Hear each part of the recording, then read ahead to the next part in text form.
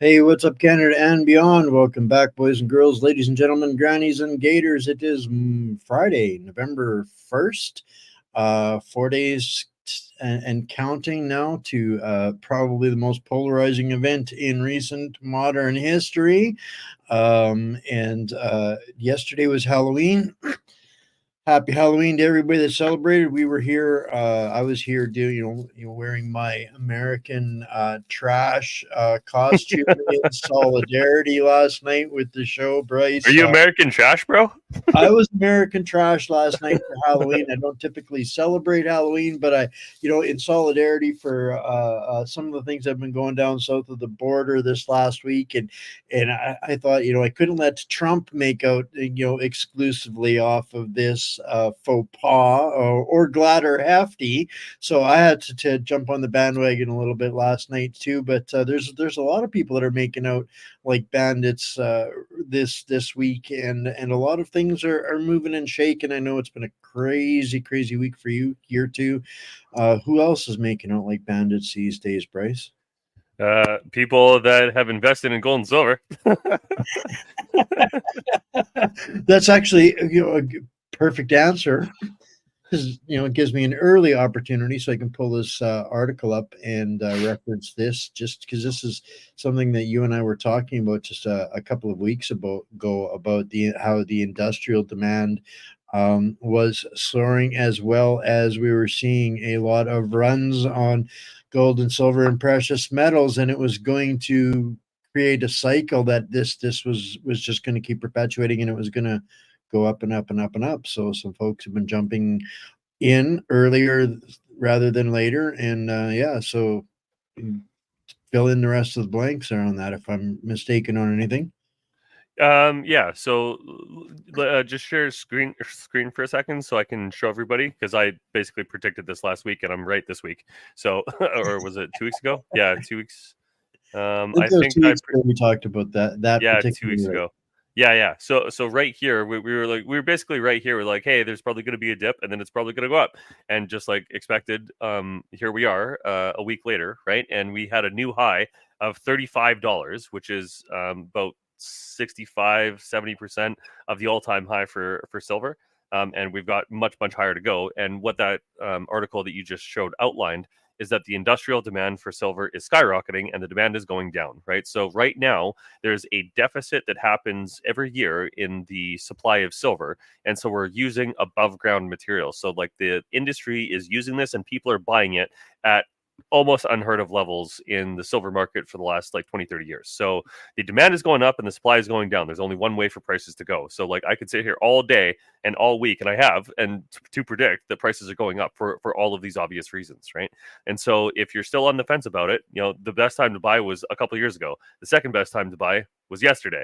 The third best time today to buy is today, right? So if you're still on the fence about this, this is what's happening, right? And I've got a video to give to everybody. I'm not going to play it today, but Andy Schectman, which is one of the so if anybody wants to look into some of the gold and silver gurus of the industry, Andy Schectman, which I'll show I'll a make little sure bit it's in later. the Substack for everybody tomorrow too. And that's one of the reasons you guys hang out here, is you guys get the early bird warnings on what's going on in the Overton window. That's why we do Yeah. this, so people can be ahead of the curve of the average bear. So this is I guess for some a sign of success of our work here and doing what we're doing, trying to get people plugged into what they need to know. So this has been awesome. So yeah, whatever we talk about, guys, I Bryce and I were talking about this just before the showtime.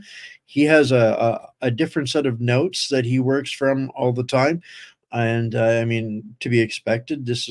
We do different things, and this is why we bring him here, is because he does something special. And but he's going to start giving us the links if we talk about it on the show. You will make sure that you guys have access to it in the Substack tomorrow morning, like always. So the video. Yeah, so let me just bring this up again. Let me finish this, and then I'll show the video. Or I'll show what the video is talking about essentially. So this chart is basically showing everybody that there's lots more money to be made. So we're still at an all-time high in the last quite a while, but we've basically gotten back to 2012 levels, right? So the dip and the low was somewhere about 2018, right? $14. Now we're almost 2.5 times that right now, right? So 250% if you had invested then. But like I keep saying, is that there's a huge amount of pressure, downward pressure, that the people that are trying to buy are suppressing, right? So every time that there's a big new high, people take profits, right? They make a bunch of money on margin, right? But they don't hold the physical asset, right? So those are ETFs. A lot of the downward pressure on precious metals comes from ETFs, right? And gold this week, and gold is kind of even a bigger story this week actually than silver. So let me show that. Right. Yeah, this was no, that's too close. This one, where was it? Yeah, 2,800. Okay, so we're now. So a year ago was the low in the last little while. So the low was about 1850 after it came up a whole bunch to about 2000 and it went down to 1850. That was the new floor, and it's skyrocketed since then. And now we just hit $2,800 for gold. And one of the big reasons for this is I can't remember if I mentioned this the other day, but the China, Xi Jinping, Winnie the Pooh himself, basically told the Chinese military last week. I think it was last week because I don't think I mentioned it last week. He basically told the military of China to prepare for war. Now, I don't know if anybody here doesn't know politics at this point, but there's only one group of people that they would be going to war with, which is the West, i.e., us. So this is one of the reasons that people are like, "Yo, I gotta protect myself," because you gotta remember, right, that if and or when, in my mind, it's when war happens with China, there's a couple things that the West can do to really destroy China, and one of them is to blockade the Strait of, not Hormuz is the other one. It's around India and the Malacca Strait. The Malacca Strait around Malaysia and India. So basically, that's where the vast majority of oil goes through to China to get to China from the Middle East, and they import almost all of their oil. So if that ever happens, I mean, the amount of economic destruction that's going to happen around the world, like I can't even fathom how bad that's going to be. But regardless of what happens with that and how bad it is, the economy is going to shit a brick, right? And Well, so, this is one of the things that kind of quietly slid underneath of the news. I've talked about it a few times, yeah, they didn't even mention it. in conjunction with that, China and the new BRICS nations, they're not afraid of shutting down some of these transitory routes now, as they've been developing the Arctic route around Russia. So the more they develop that, and they've spent the last 10, almost 15 years, developing routes and infrastructure for their, basically they started prepping a long time ago for the shutdowns of the control of the Western hegemony.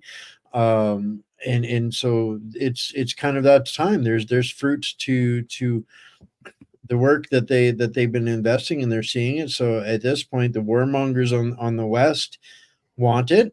So they're kind of feeling obliged to give them what they want these days, more so than they have in the past. So not endorsing Trump if for any other reason is he might bring some stability to the insanity. So I think that the whole world right now is watching, and this is partly why we're seeing such chaos in distraction and panic and in numbers. Am I crazy?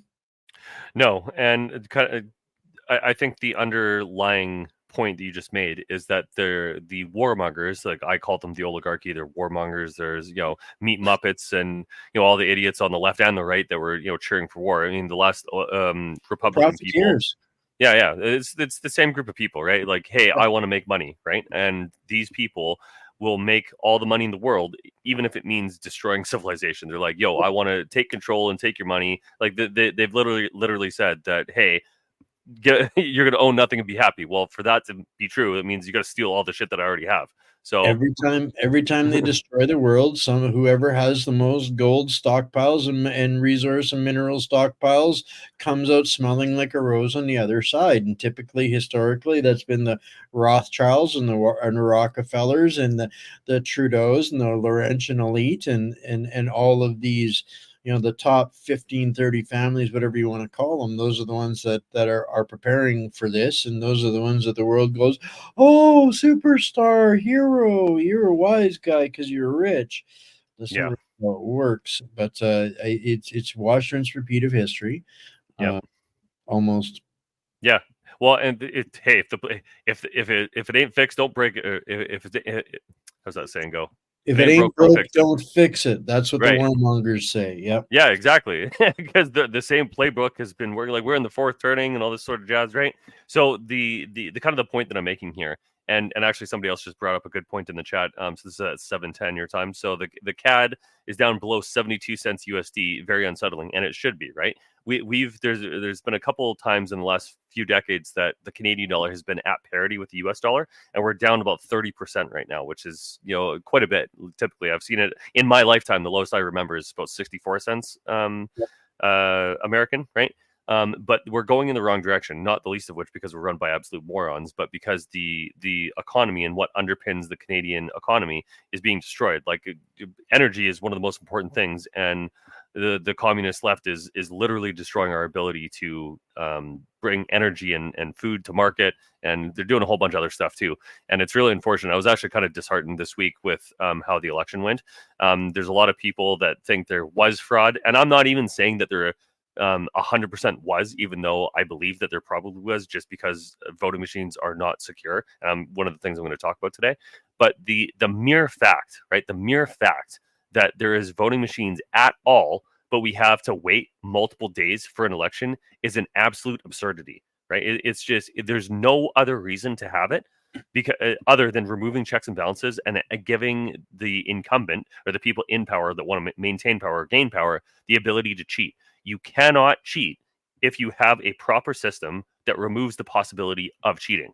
And I think one of the most important things that people in the West have to understand is if we don't have a fair, free, and open election, we don't have a democracy. We're not free citizens, right? Because the thing that delineates a free society from a dictatorship is the ability to remove your leader. And the fact that we have Jagmeet Singh, that absolute loser, holding Canada hostage as if Canada doesn't want an election because he wants frickin' pension, and Trudeau's the verifiable and undeniable worst politician in all of human history. Maybe not human history, but definitely Canadian history. It's insane, right? And so we're very close, and especially if C-63 and C-293 actually pass, we are past that line of being a communist dictatorship because we're not going to be able to talk about it. We're losing our ability to have sovereignty, our ability to maintain control over our own bodies. And it's the height of hypocrisy for anybody on the left to talk about bodily autonomy and women's rights to choose and all this shit when I can't choose what goes in my body. Like, these people are insane. I've just got really sick of listening to these people this week, and it's kind of disheartening. But this is one of the why I'm bringing this up for everybody is that even me, who is very consider myself basically an indomitable willpower. I'm never gonna give up. I'm never gonna surrender to anybody for any reason. I'm never gonna become a slave to anybody. That being said, everybody has to have that same level of determination, because if you don't, this isn't going to go well. And I speak incessantly about, it's up to us. It's up to us to take action, right? And it's very hard to do that sometimes. And this week was a little bit difficult for me too. But you have to bang through that mindset and say, hey, this is it. Like, if we lose now and we lose here, we lose forever. We like our children aren't going to do well. Our country's not going to do well. Humanity's not going to do well, because these people that we keep talking about that are trying to maintain or take more power, they want us dead, right? And if that comes to pass and they take power, we lose forever. And so I just wanted to make the point: never give up, never surrender. It's kind of my ultimate point. Well, I in one of my past careers in the not so distant past, before I launched What's Up Canada, I had the opportunity to work with world champion elite fighters in Muay Thai and world champion boxing and Really? UFC and those kinds of things. And one of the things that I learned through my time working with those guys is that the world champions, what set them apart was not skill or talent. It was the guys that got up even when they couldn't. And the last guy to keep getting up becomes the world champion. And that's kind of, something that makes it easier to embrace the big of what we got. And I wanted to come back to one of Don's comments here, that the upcoming election is going to affect the U.S. currency, and I'm betting in a negative way. I was on the Wendy Bell show this morning, and one of the subjects of concern is the residual effect of a Trump victory and how ludicrous and insane that is going to be. And I would suspect that, Don, you might be right in the short term while the uncertainty of accepting the election plays out in their mostly peaceful protests that are likely to come post election. But I think Trump coming in is the only thing that will settle the world anxiety fits down enough to maybe slow down the de-dollarization and the switch of countries to BRICS over U.S. policy. So I think that's going to take a little while to stabilize the ship in the U.S. currency post-elections. That's just kind of my interpretation on that. But in Canada, I think we could have a very different situation brewing. Is one of the things people aren't realizing is that when when Republicans win down there, we get liberals up here, and when they get liberals down there, that's when we get the conservatives up here. And I think that that happens not by coincidence or happenstance, because we get, if Trump wins per se, all of that Democrat money is going to land in Trudeau's lap if he's the last liberal standing in North America. And that's kind of a thing that's one of the moving bits and pieces behind the scenes that aren't necessarily accounted for. I mean, yeah, but like they've done such a terrible like Chrystia Freeland is the worst finance minister in all of human history, and that I do believe, because 100%. across everything that she's touched, every sector, every policy, literally everything that she's done has made investment go down, because who wants to work in Canada where communist morons are running the show, into the ground, and the return that you can possibly get is going down because they're destroying the currency and the government and the regulatory framework, and they're just destroying everything. So I mean, I can't agree in that sense that it would happen, because we're already looked at globally as like, yeah, you backward nobodies that don't know what the hell you're doing anymore. Yeah, why would I put my money there when I could go to the US, or when I could go to whatever? And yeah, I agree with that. And that's why I have it. So I post this like 20 times a day now, because everybody needs to understand that this is the only way to fix it. The only way that we can have a true election is by paper ballot, only citizens, voter ID, proof of life, all this stuff that's on this list. And you have to have a way to verify that your vote was cast for the right person. It only matters who counts the votes. Exactly. So, and this is what, and so I used to use this, and I'll do it now because it's a good example. The best democracy, or the most secure democracy, was actually Taiwan, because one of the things that they did is the voting locations were held in gymnasiums, in a school gymnasium. So you go into the school gymnasium on a weekend. So it was always a weekend. So you always guaranteed to be able to do it. And you vote there, and at the end of the night, they count all of the votes in public on camera. So you're like, this vote for this person right here, boom, on that side. This post for this person, boom, right there. So it's on camera. So you can verify in real time if somebody's cheating or not, right? Because it's like, here, this is the camera. This is what the vote was. Boom, it goes over there. And then you count the stack. So the thing that I was actually going to talk about today is like, if we all know, and I think we all do, that the voting system that we have is corrupt and unsecure. Okay, well, what would a non-corruptible and a secure voting system actually look like? I mean, this shouldn't be this difficult to figure out. how do we make sure that nobody can hack the system? You know what I mean? It's not that difficult. Like the one comment there, India with more than 1 billion people gets their Yeah, results exactly. by the next day. You know, like Exactly. it's crazy, and as if it wasn't corrupt enough. Now with Bill C-65, they want to mess with it and adjust it more. And this is a point from Esky. It's not just Trudeau holding it hostage. It's literally a menage a trois between organized crime units, the Bloc, the NDP, and Trudeau swapping partners over who gets to hold us hostage.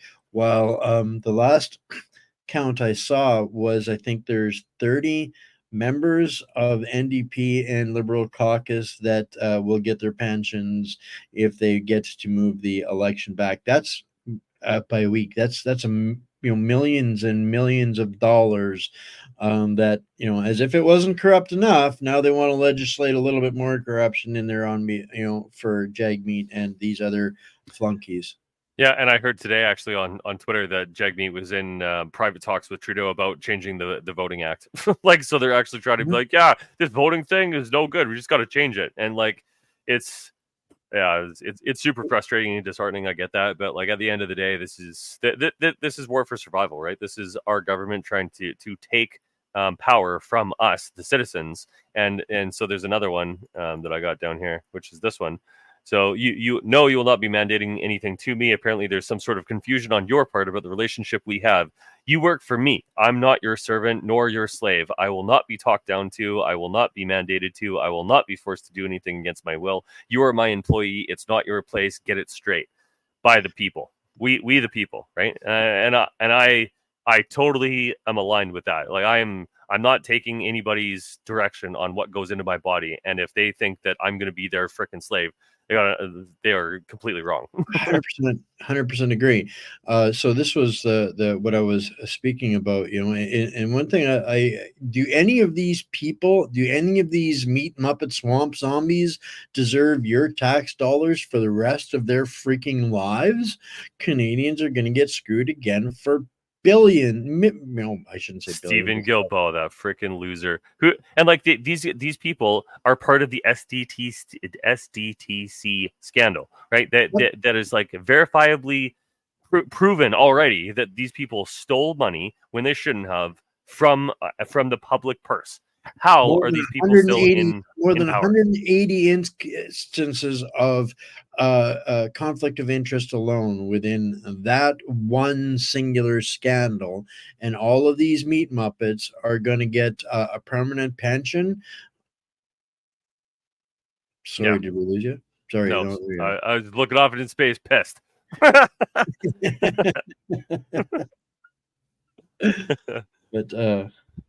yeah. And yeah, public service used to be an honorable honorable thing to do, to get involved in public service, but now it's public grift, and how much can they get? That's what politics has turned into. Well, Trudeau himself said that he was jealous of China's, basic dictatorship, and the entire country runs like this. Everything in China, because I watch. If anybody wants to, you can go to YouTube and search up a channel called China Observer. A lot of the information that I know about China and how screwed up it is their coverage of China, because it's very good in the sense that it shows what's happening in China from a first-person perspective, and then they actually bring up the actual data from the government itself. This policy shows these things happening, and this is the from a I don't want to say truth perspective, but from an actual journalistic perspective at the very least. But the reason I bring that up is that the way that China operates is that everything has to go through the government. Everything is regulated by the government. You have to go get a permit. You have to go pay a fee. You have to go do 17 different steps to the government to be able to do anything. And this is one of the ways that they're controlling the West now, is by overregulation and fees. And this is why BC, where I am, is so screwed up, because this is what they do. They're like, hey, you can't do this, and we shut you down if you don't do this by not signing the right document in the right way. And Yeah, It's all of that crap that the manufacturing sector has been okay with, that as long as they're getting their cut, they keep the wages low, and the unions are a part of the syndicate that inflates things to such ridiculous, out of touch reality expense. It's just syndicates cooperating with syndicates to yeah. drive things up, and then they rape us for our dollars through pretend, lowering the interest rates. Well, and beyond that too, it's an undermining of our actual industries, because you got to understand too that we have to go a little bit more fundamental with this, right? So, a country, any country, is a collection of people and industries. So, like, you have some sort of IP, some sort of knowledge that you use to extract resources, manufacture something, and either use it in society or export it. That's like kind of the basics of a nation, organizing people in that way, right? I've got a bunch of people, I've got a bunch of stuff here in this area. I'm going to take that stuff with these people, make something, and sell it. Is more or less how the economy works. That's a gross simplification, but that's kind of the basics of it. And when you have these people that are sitting at the top, right, that are just like, hey, how can I and me and my buddies get more money out of this system, right? So they put people in places where they get control. They put people in places where they can extract money from the system, right? And one of the ways that they do that is regulation, right? So they're regulating into existence all of these things. Like there was one thing that I think you showed or I showed or somebody was showing it where, oh yeah, here it is. Here, bring this a sec. Premier, so this is BC. This is one of the things, right? So Premier announces new Chinese Canadian Community Advisory Committee, and this Ding Guo guy is a literal Communist Party member, Chinese Communist Party member. Like, that's who this idiot is, right? And Mary Ning, who was named last week as one of the traitors, which is a liberal, a Chinese liberal politician, is there's a picture of her with Chinese Communist Party members, right? So like the infiltration of our society by China, which is happening all around the world, BRICS and all that good stuff, right? But like this is happening because we are not protecting our country, right? And we're like, oh yeah, we can work with them, and the FIPA, the FIPPA, which frickin' Harper signed, which is one of the reasons I didn't vote for that dumbass. I don't like him either. So anybody that likes Harper, well, he's just as guilty as the rest of them. And I know there's a case we made that PR is too as well. I don't know if that's 100% true or not, but you'll notice all the way around the world in all of the Western nations, nobody is talking about China. Trump was the one that talked about China, right? He was the one that's like, the real threat is China, right? But nobody's talking about it. So you got North Korea, who's now fighting in Ukraine. You've got Iran, who's working with Russia itself, obviously, because the West hates Russia for a variety of reasons, not the least of which the economic potential of Russia. But then you have China, which is backstopping all of this with their collapsing economy, right? So you got the axis of evil, if you want to think of it that way. And China is doing its damnedest. It is just like we're being extracted from. The Chinese people are just getting absolutely obliterated. Like, I feel bad for some of them, I truly do. But there's some of these people that are really, really hardcore communist believers. They're like, yay, communism and screw the West because they're so evil and blah, blah, blah. But they're slaves. They've literally already been taken over as a communist country. They have no power. They have no say. If you say anything against the government in China, they know instantly as soon as you say it, because they can see everything that happens on their phone.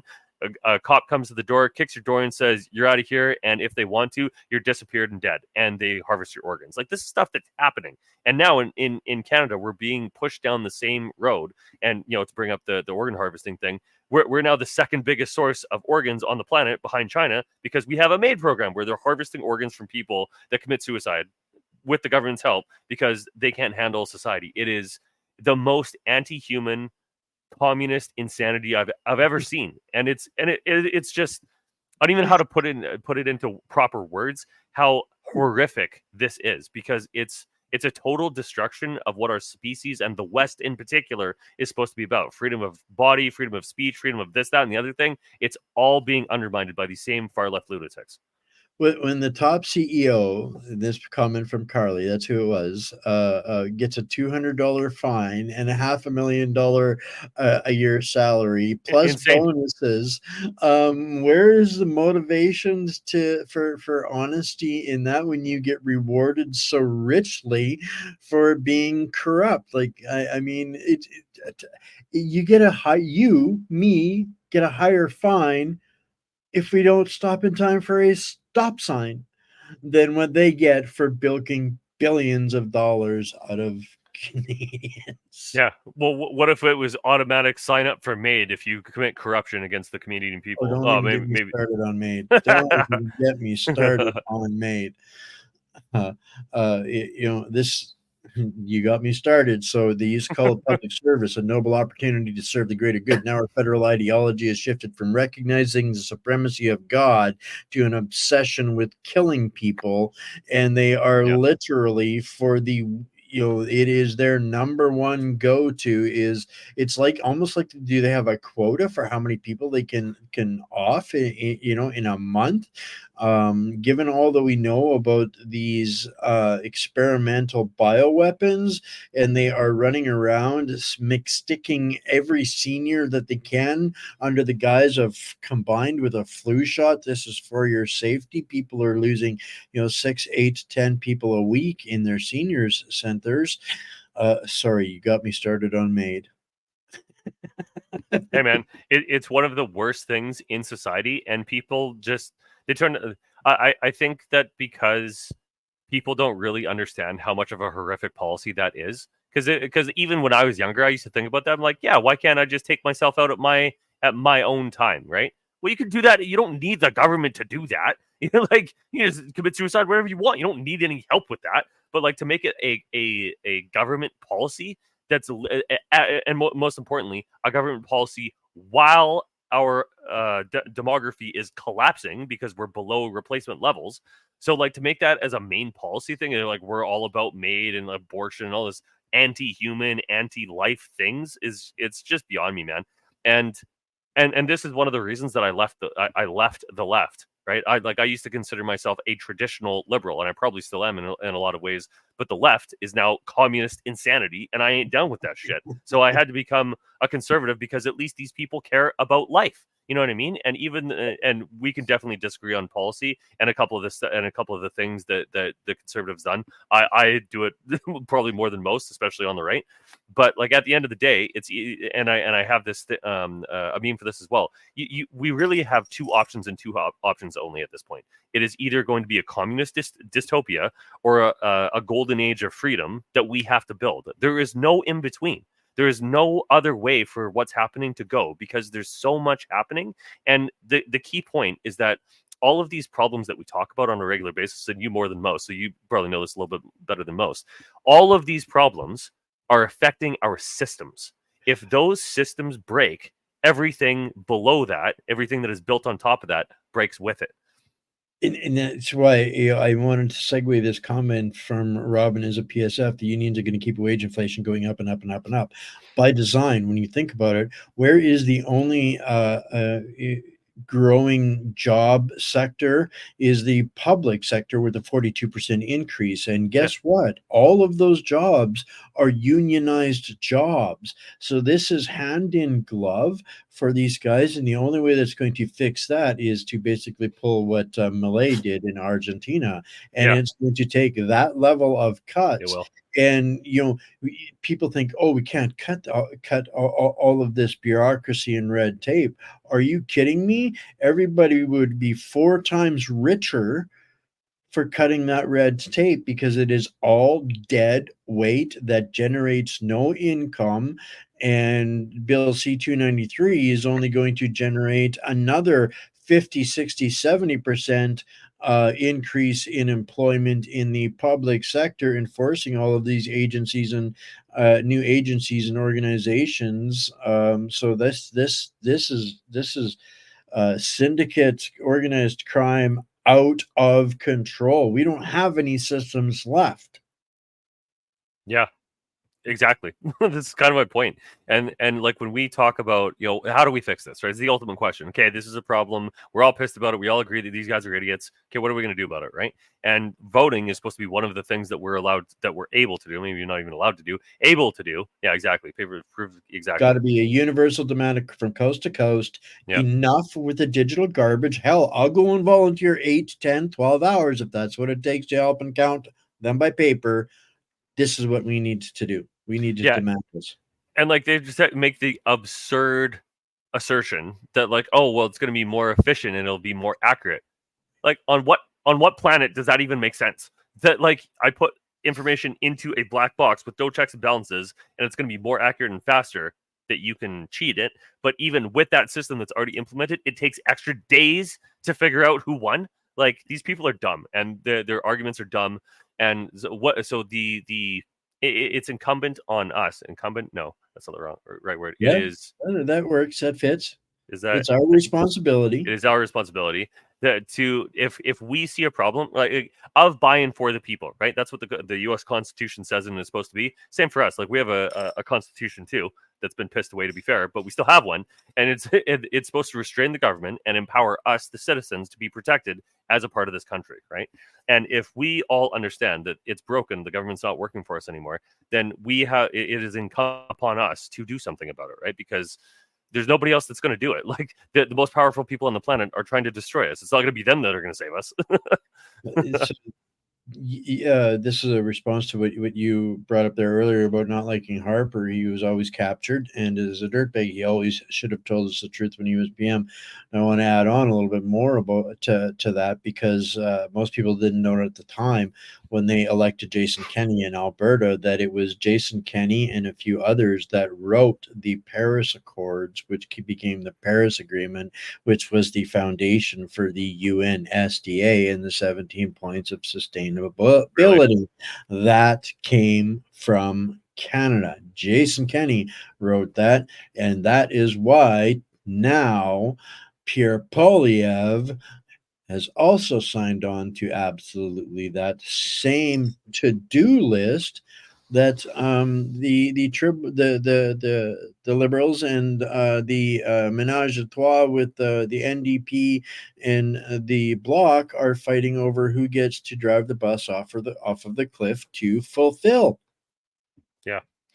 And so what we're coming down to in short order, sometime in 25, I think this is when the breaking point of everything is going to happen, because we're like, people are already out of money, right? Like, when you look at the expensive stuff, like, it's very basic math to figure this out too. If you have everything in society costing more money and wages don't go up, where does that money come from? Your earnings. Like, so the Chrystia Freeland to be like, oh, we're doing so good, look at our credit rating, as people are out of money and losing their homes, and like unemployment is going up and all this dumb shit that's happening because of your garbage policies, that's good for you. In what only in the world of communism does this shit make sense. Esky dogs, I hear you. Some days beam me up, Scotty. Get me out of here, please. This world has gone to crap. Unfortunately, though, Esky, I think you'd be disappointed waiting for that, because any aliens that are coming anywhere near this rock are driving by and locking the doors. Oh yeah, well, maybe that's something to get into too. But like, just think of the math of reality, right? Now, I know there's some people that are God-fearing out there, and this doesn't have anything to do with that. But just think of the scale of the universe for a second, right? We're one planet in one solar system in one galaxy. There's trillions of both, right? There's trillions of galaxies with trillions of planets and shit, right? Even the idea that we're alone in the universe is absurd. Like, it's just mathematically not possible. Okay, so assume for a second that we're not alone in the universe, right? Now, the real question is if there are alien species that have already come here and done something to us to affect our society, and how we've been developing over the last X amount of years, right? That's, I think, a much more important question. Are we actually naturally evolved, or did God or an alien race or something be like, poof, now you're humanity and you can figure stuff out through your mind and stuff? Who knows? But I think the important factor here is that if we know that we're not alone in the universe, and I think that we should know that, is that what are we going to do? Because that means that there is something out there that can travel between the stars, right? Like, I don't know if anybody remembers this, but apparently a couple of years ago, we shot down a UFO with an F-35 in Canada. And that was like a part of we shot down a UFO this week. And then nothing. It was silence about that afterwards. I was like, what the hell?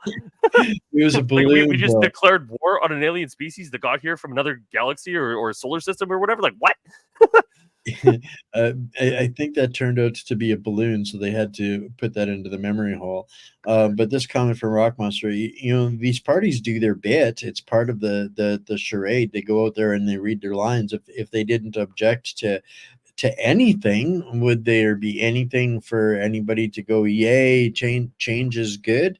So they all take their role in the parade. But when it comes down to it, they stand in the parliament and they say, we're against this, that, and the other thing. But at the end of the day, they've already signed the dotted lines to the new international rules-based order that says, yes, they will do that. So they lie to our faces. And since 92 in Little Child, it doesn't matter. So they're going to say whatever the F it takes for you to go smile and say, yes, I will support you. They don't care which side we're voting on, so long as we just keep voting. Yeah, and this is kind of one of the big points that I haven't really heard anybody else talk about, so forgive me if anybody else has. But I think a big upgrade to our democracy would be the ability to vote against, right? Because all votes that we actually make and take, or that we take and make, are votes for something, right? So it's an implicit facto government, like you're talking about, to be like, hey, you voted for this, even though we didn't. No, I'm voting against these idiots, but the only way that I can vote against them is to vote for somebody else, which is for somebody else, right? But if we actually had the opportunity or the option to vote against this government, as an example, we'd be like, hey, I want an election, vote against, and that was like If it some mattered, then it would matter. And yeah, that's the exactly. problem that we've got. So we've got this endless doom loop of infinity that so long as they have enough bread and circuses and distraction, divide and conquer, smoke and mirrors, we keep playing the game, desperate and becoming ever more desperate for hope and change every cycle, while we are continuously being bled dry by the parasites. So Robin, as a PSF, it's the only time that I ever endorse or encourage anybody to drink is our Friday night show. It's in the show notes. I warn people, that's full disclosure, PSA, public safety announcements. Do not drink and drive or do anything silly or foolish. When I recommend a calming beverage, that is to keep you in your seats. Sorry, I just had to have a little fun with that, and thank Robin for the great comment. Yeah, well, good. But let's take this back down to the here and now, right? So, like, what's the here and now, right? So, right now I'm still working on the presentation, and since FYI, I'm not going to be here next week because I'm going up to take my girlfriend for a little vacation next weekend. So, for next week, I'll have this released. So I'll give it to you next week for everybody that wants to listen to this. Is like the ultimate thing that is coming down the pipeline are kind of four big things, which is, maybe I could just show this, actually might make a little bit more sense. Let me just pull this up really quick because it'll have more of an impact, maybe. Where is it? Yeah, here. So you can bring up that for a sec. So this is a presentation that I'm going to be putting together. So I'm going to actually make some content instead of just talking about stuff. But the big four things that we're facing right now are these four things, right? The war, World War III, war against humanity, blah blah blah. Even if we got the war against us as humanity, we Trump in. Let's say that Trump is the guy who can actually do something about this, and Pierre is the guy that can do it in Canada. Let's just say for a second, even though I know I somewhat don't agree with that, and I'm sure other people don't, but let's just say for a second that they are, and we could actually work together as our countries in North America to fight World War III and win, because China is still trying to destroy us, to be fair. But we still have all of this other stuff to deal with too, which is debt. We have unbelievable amounts of debt. Communism is trying to destroy us from within, and the corruption of our systems and our institutions is still happening, right? So these are very, very big problems that are social and civil in scale, right? You can't do anything to fix this problem as an individual, right? And that's kind of the key, that they have all this bread and circus and stuff. So people don't get together and organize and say, hey, this is bullshit. What are we going to do about it, right? All of the content, and I'm guilty of this too, because I just consume nonstop politics and economic data and stuff, right? But even me, and everybody is probably included in this, is that if you're not creating something, you're consuming something. It's really a question of consumption or creation, right? And what they don't want is people being organized enough to create something that would be an actual threat to them. And the actual threat to them is being organized enough to say, hey, get the fuck out. I'm tired of your bullshit lying to me, and I've had enough, right? That is one of the most powerful words in the English language is no. No more, not happening, not taking anymore, ain't happening, bro. Right? So that's what they don't want. They want you to be a part of the system and say, hey, I mean, we'll fix it next time, it'll be okay, blah blah blah. And you kick the can down the road a little bit further until the next bullshit that happens, and you forget about the last thing that happened, right? And so the reason I'm bringing this up is that these four things are what's going to inform all of the things that are happening in our lives for the next until the end of the decade, basically, because they've said at 2030 that's when everything's supposed to be complete. So I imagine that next year in 2025, because that'll be actually after this election, because they're basically pushing stuff after the election because they have to win an election, or they're trying to win a steal election, whatever you want to think. But after that's done, that's when they're going to really put the gears down. Now they're like, okay, we got past this. Now it's really time to pull off the gloves and start punching left and right, right? So whatever that they have planned, like Black Swan events, this and that, whatever bullshit they have in the pipeline is coming next year, because that'll be after the election, win or lose, Trump in or not, it doesn't matter. That's when they're going to start putting the real gears down. So I wanted to touch on this comment from Burgart. So if we eliminate Pierre as a ray of hope, here's what I have to say to that is people have the wrong, they're looking for hope in the wrong places. Politicians are not going to save us. They might buy us a little bit of time, but the odds are they're not going to listen to anything you have to say after the election. He is already contractually obligated to so many of these things, and we let them get away with that. So the only way, if you want to have hope in Pierre, make it realistic and understand that it's going to take 365 days a year of leaning on him as a mass populace in order for any of that hope to be warranted. Because right now, there is absolutely, if you have hope in Pierre, you may as well have hope in Marvel or Warner Brothers, unfortunately, because there's no obligation, and he will, take his turn and to try to keep the people in control and march forward with the contracts that he's already engaged in. So at the end of the day, it's up to what the population of Canada allows these guys to do, and that takes 365 days a year effort, and we just ain't putting it in. And people they're tired. I get it. They're drained. I get it. They don't want to hear it anymore. I get it. Well, guess what? When they those are the people that will not survive what is coming. And that is going to be the brutal reality of it when it comes. And these, we're not getting them in their way enough to stop them. So at this point, we have to accept that with some people, their own apathy is what is going to be the end of them. That 3 or 5% is what it takes to actually get it done. Find your 3 or 5%. Yeah, and so this is what this presentation that I put together was kind of about. I tested it last week, and the whole point of this is to maybe not so much invigorate, but put this mental blockage in your mind that you can't give up, because giving up means that you surrender, and surrender means slavery to the most horrific future that I can imagine, and I can imagine pretty dark, right? So if we don't do anything about it, there's nobody else that's going to be able to do it, right? And this is why I talk in this way now, because we're running out of time, right?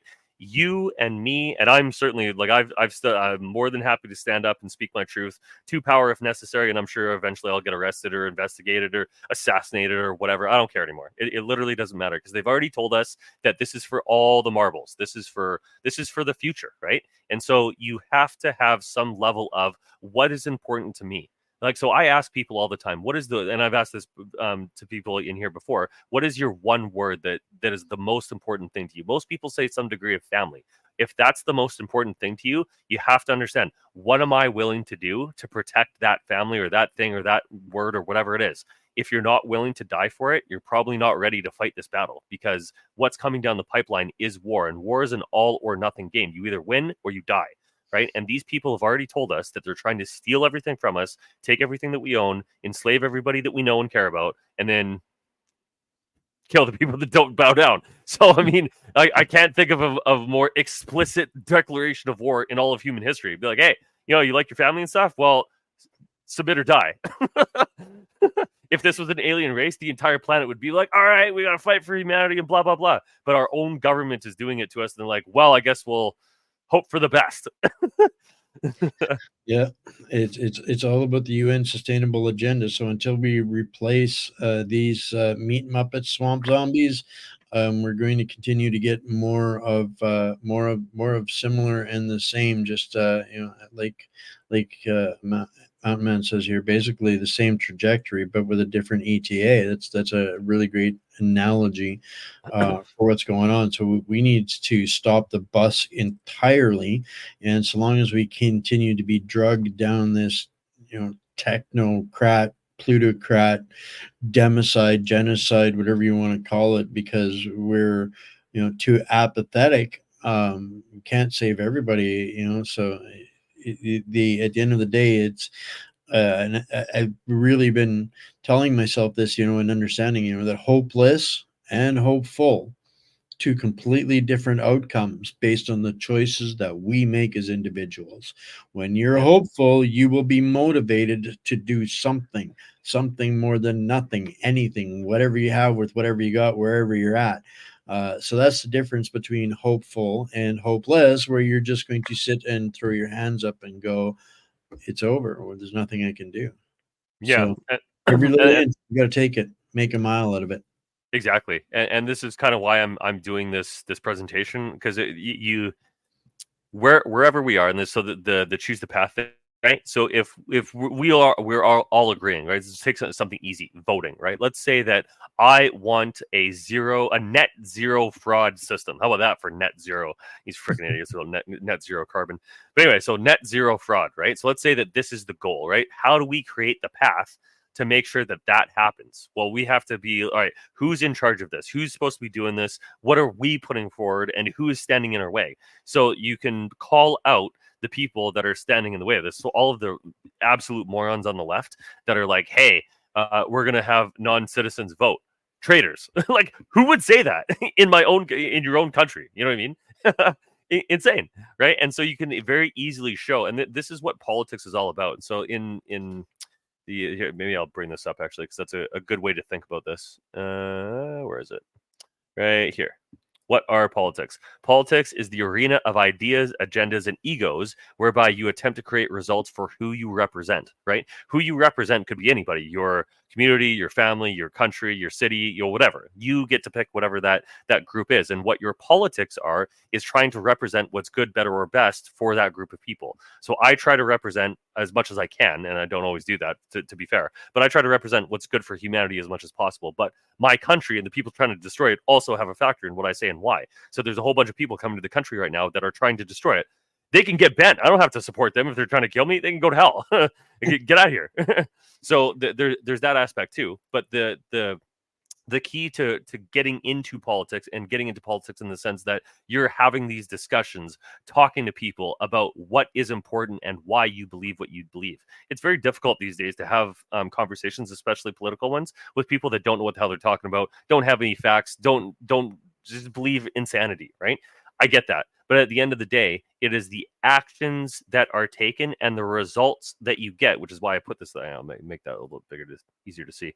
So it's the words, the ideas, and the actions that you use to define what the results are, and the results themselves defend your position against misinformation or people that are trying to denounce you for what you believe, right? So an easy example is the vaccines, right? People are like, oh, you conspiracy theory and anti-vaxxer and blah, blah, blah, blah, blah. Okay, what facts and what results are you using to disparage me like that, right? Do you know that Pfizer tried to ban the information from coming out for 75 years? I thought that if you have nothing to hide, you have nothing to worry about. They tell us that all the time. Oh, It's one of those things. I knew man. when I started this platform that people weren't going to get it. It was going to take some time. A lot of the things that I talked about, even right from the beginning, where I was years and years ahead of people, and it's interesting now on so many of those subjects, and it comes back to, you know. People are responsible for their choices wherever they're at in life. They are there directly as a result of the choices that they made along the way. Yes, life happens, but you made a choice when life happened. And that is ultimately, these are the things that make you or break you. And one of my oldest, most favorite quotes, and this is what, if I had a mantle behind me, it would be on there in a plaque. And it says that a person with integrity expects to be believed when they are right. And when they are not believed, pardon me, people with integrity expect to be believed. When they are not, they wait and let time prove them right. And it's when I go back through my old episodes and it's like, yep, tick, yep, tick, yep, tick, yep, tick. So many of these things that we've covered on the show over the last 5 years. We have been had the shit kicked out of us for, but here we are enjoying a stiff one, getting our community together. So I see a comment here that from Natalie Willis that I wanted to make sure. So Natalie, this guy or just below me here is the guy that you want to get a hold of. And you can find him on the best thing that I can tell you is there's a link on my Substack.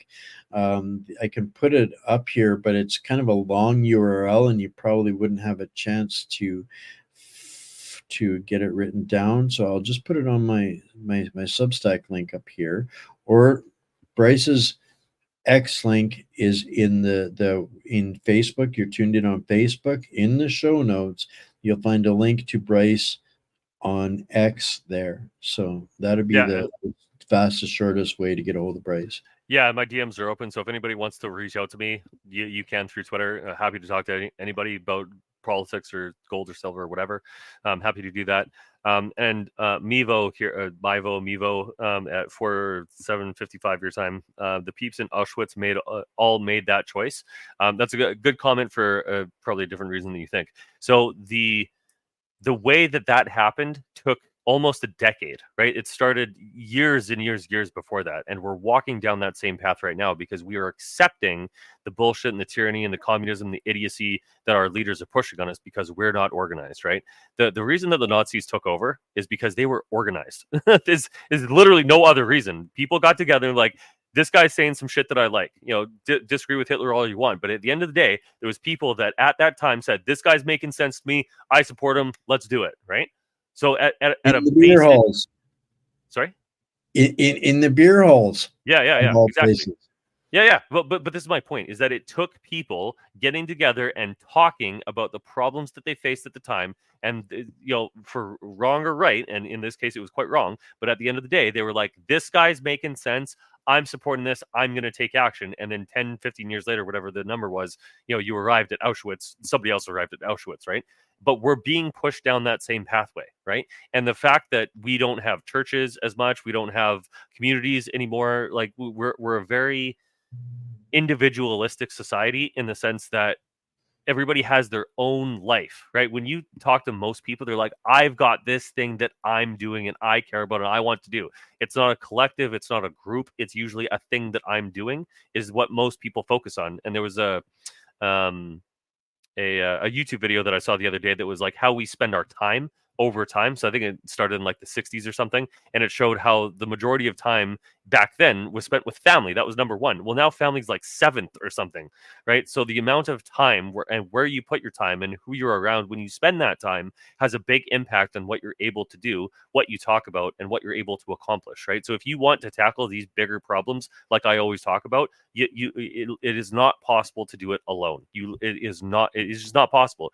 You have to be doing something with a purpose to achieve a goal with other people. Nothing in society happens alone or in a vacuum, right? It's all together. There's a great quote that I used to say a lot that is we live in other people's lives, right? So how you show up to somebody else has a big impact on how they see you, obviously, because you're taking an action. They perceive that action, whatever it is, in their life, right? So we live in other people's lives, whatever our impact on them is, right? And so the more, and this is why I speak out as much as I do, especially on Twitter, is because it's not always just about what is being said. It's also about who's reading what's being said, because you don't know what kind of a knock-on effect that has. And so that thing that I post incessantly about voting, right, is where to go?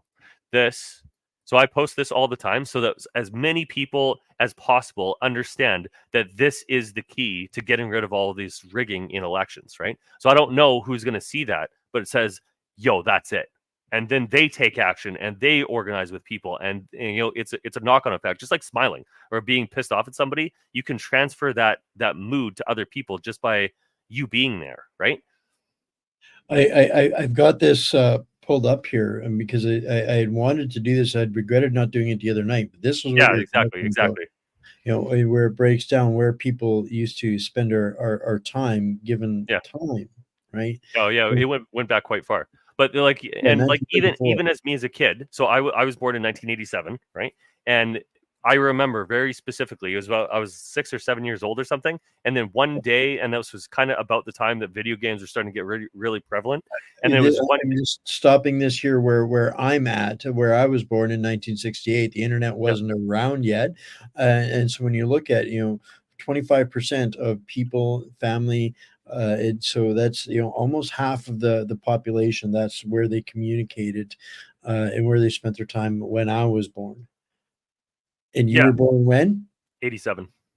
I'm So 38, 38 years young, straddling the analog era to the digital. So there we are. Now the exactly for the digital was just starting. I remember. Well, I mean this is so significant because this speaks to the. I talk about this all the time where technology changes is typically the only change in the rinse repeat cycle of history, war, conflict, restructuring, rebuilding, da da da da da da. It's technology that changes when we fight and how we fight, and once there's parity, then things change, and all of a sudden nobody wants to fight. And until 1982, we didn't have the internet, we didn't have cell phones, we didn't have computers. This was why we have seen such a drastic slide in everything else since 1982, exactly that transition point that you were talking about. From the time you were born, you were right on the cusp of that to where we're at here now. And this is where it really gets scary at how Yeah, fast in the last couple of years it skates. yeah. And I'm probably guilty of this too. I spend the majority of my time online right now, but trying to be a voice of reason and opposition to the insanity out there, right? But Absolutely. and there is a benefit to that in a way, because it's a drawback and a benefit, right? Because you can connect just like people, just like we're doing right now. You can connect with like-minded people. If you like in high school, I really didn't like a lot of the people that I was around for a variety of reasons, because I'm kind of an outlier and just in general, and I didn't like the fake bullshit that you typically see in high school and all the stupid nonsense and drama, whatever. It just wasn't my game, right? And so when I finally got out of high school and I found online communities, I'm like, oh, finally I can talk to people that I talked to somebody on the other side of the planet. I'm like, oh, we're aligned, bro. Like it was a good time, right? But that was like the wild west of the internet, and now it's so. I don't want to say controlled, even though it is in a sense. It's not quite what I mean. It's so overwhelming in a sense, because even me, and I recognized this last week. Like, I am addicted to my phone, right? There's nothing in my life that gives me the amount of stress as not knowing where my phone is. Nothing. Nothing else even comes close. Not my girlfriend, not money, not World War III, none of that. None of that even comes close to the anxiety and the stress that I feel if I don't know where my phone is. Nothing. Right? And that is an addiction. And so that's bad. That's really bad.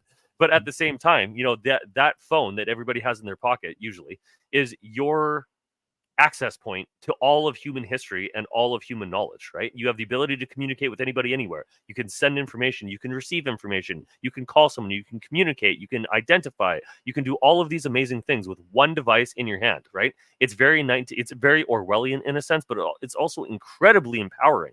And the fact that we have all of this power and it's not organized in a way that does empower us, it's being used to enslave us in a sense, and it is doing that in reality, shows you that it's not the technology, it's how the technology is being organized and how we are interacting with it, right? We have the technical capacity to have a real-time election at any time. Polling is stupid, right? At any point, we should be able to be like, hey, how do you feel about this thing? Yes or no? Boom. And the entire country can vote on it, right? It maybe not be like, vote in or out politicians because it can still be hacked, but you could at least get like polling, right? So like it only works for one phone number, right? You have to be a Canadian. So there's a bunch of stuff that I'm sure we could do if it was blockchain, right?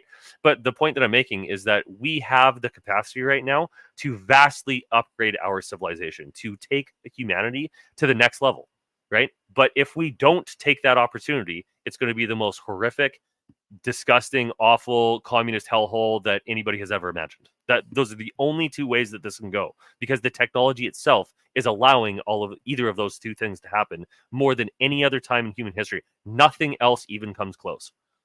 100% agree.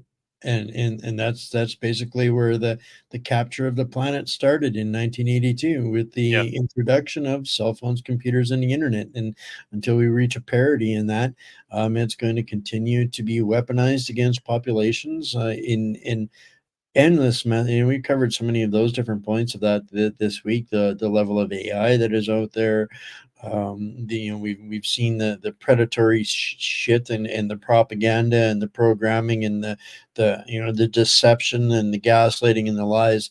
There's so much of it that is coming to a head here, and I think that we're at the end of the day, it's still going to be up to us whether we're going to have revolution or renaissance, and I'm still banking on renaissance, and in my world, God wins. So I hope so too. I hope so too, man. Hope, but hope for the best, expect the worst, do the best with what you can with what you got. And we're kind of at that last point of whatever we got now is whatever we got now. So we better take advantage of that, because we wait for this revolution or renaissance, the worse position we're going to be. Everything that they are planning, they are getting success in. Like, they've made all of these plans for the last 100 years basically. They're winning, we're not. The only thing that's winning right now is that more people are waking up and getting wise to the game. But most people, ourselves here included, kind of to a degree, what are we going to do about it is the ultimate question, right? And until that question is answered and actions are taken behind the answer to that question, we're not going to get the results that we want. Yeah, I was talking about this last night with a friend, and it's explaining them. If I take given my role in this information warfare, Mhm. if I take 2 weeks off from the news and everything Yeah, that's going on, I yeah, am so far behind on yeah, every development on every field in front that I cannot come back to work and do my job. That's how far yeah, out of the loop I am in 2 weeks. So I yeah, have this insane dependence being a solo operation that for me it's disciplinary.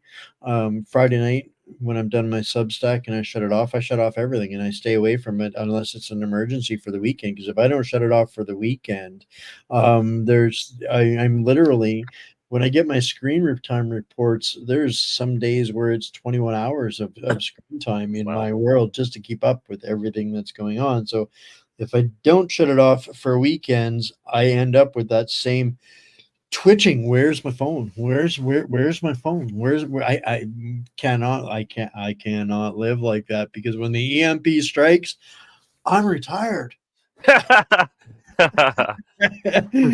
But on that note, thanks again, Bryce, for um, always an adventurous discussion. Go ahead. so the important question that I just saw, Marianne Rowe. Sorry if I butcher your name. I can't speak French too well. Yeah.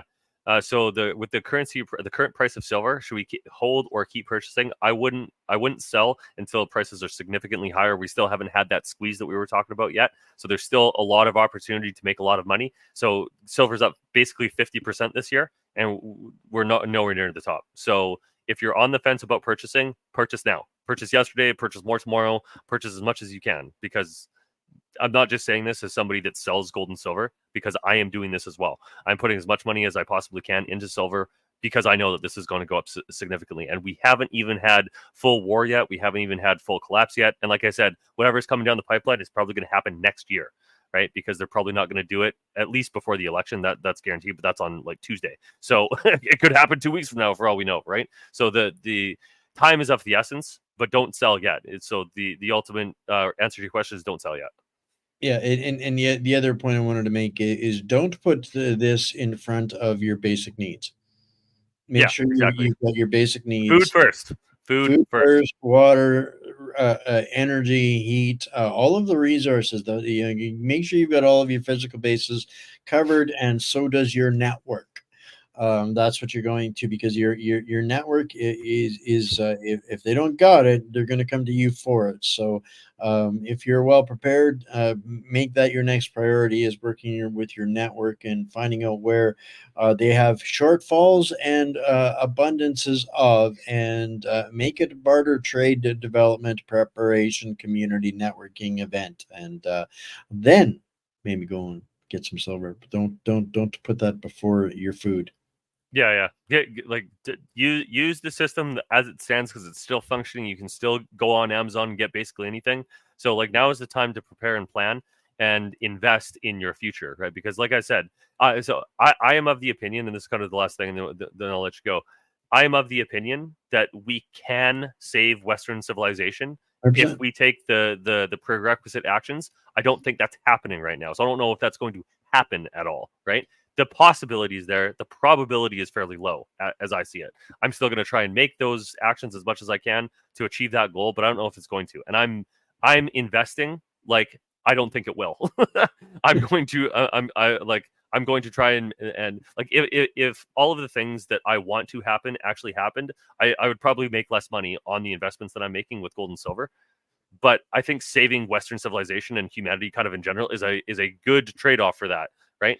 But if we fail, right, if we fail to make the necessary changes to the trajectory of our civilization, and it collapses and everything fails and falls apart, well, you have gold and silver to save your ass, because that's what it's for, and that's what they're doing. That's the smart. That's the best news I've heard for carbon tax rebate. Let's Trudeau buy your silver for you, Marianne.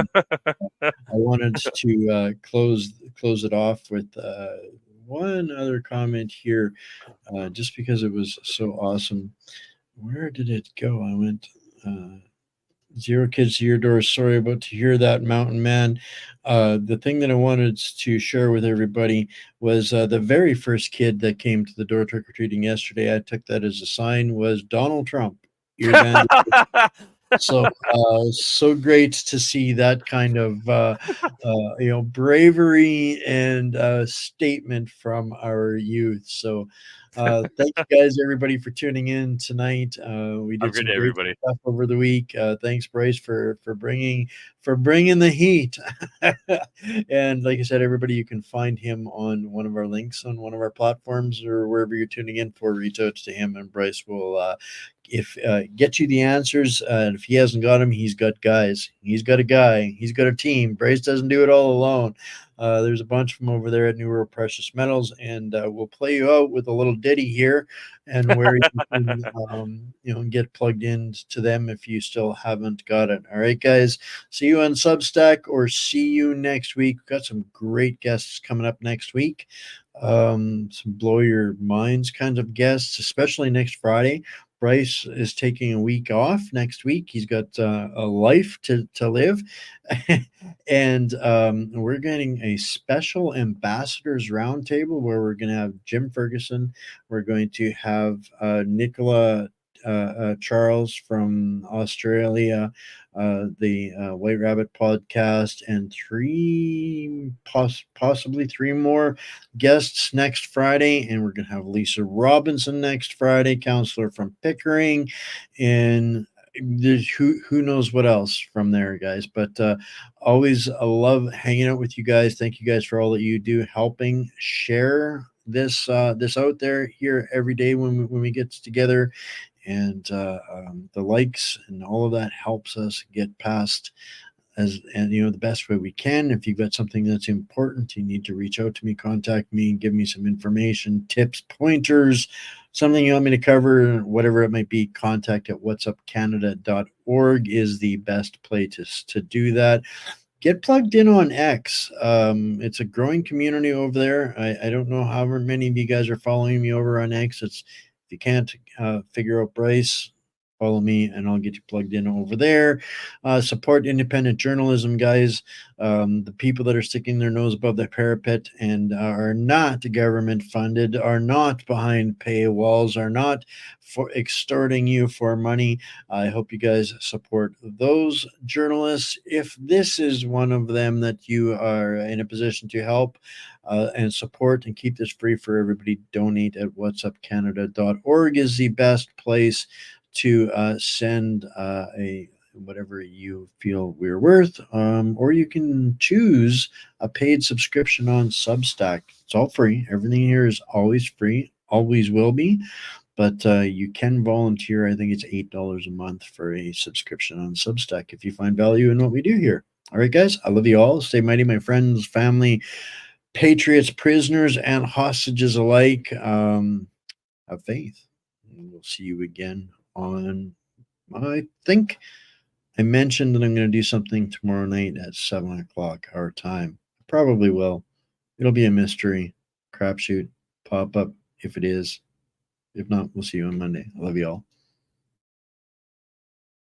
In times of global instability, soaring inflation and massive debt, gold and silver have proven to be unshakable pillars of wealth. New World Precious Metals, based in Calgary, Canada, is a leading international brokerage. We offer an easy, secure and cost-effective platform for investing in gold and silver, including our international wholesale program and registered retirement savings accounts. Protect your money outside traditional banking with our physical precious metals, privately vaulted outside the banking system, at secure, insured exchanges worldwide. Gold and silver have been trusted assets for generations, with current projections indicating high returns. And with unprecedented demand from governments, banks, and investors, there are now shortages. Precious metals thrive during inflation, geopolitical instability, and currency devaluation. Sound familiar?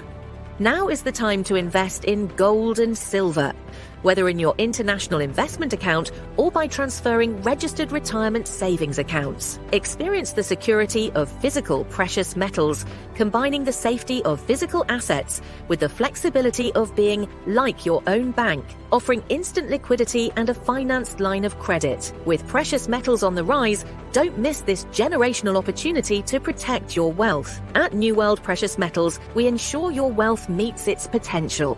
Contact us today and our personal brokers will guide you every step of the way.